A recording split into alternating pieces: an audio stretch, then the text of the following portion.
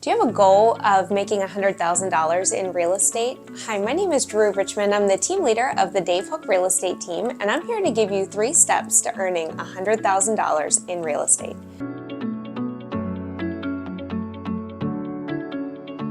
The first is to get crystal clear on the numbers.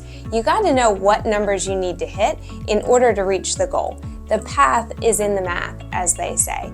Meet with your manager or your team leader and learn how many homes you need to sell in order to earn 6 figures in real estate. The second is to know who you're going to target for those sales. What's your lead generation strategy, as we like to say?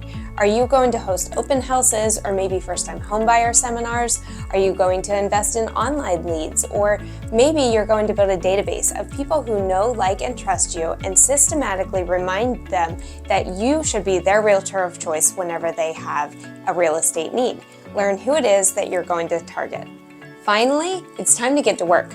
Put that lead generation strategy to work and track your results. Keep a daily log of the number of people you talk to so you know exactly what you need to do in order to have those sales to earn a 6-figure income. If you'd like to learn how agents on the Dave Hooke team earn more than $100,000 every year in real estate, send me a message or give me a call to book your free strategy session today.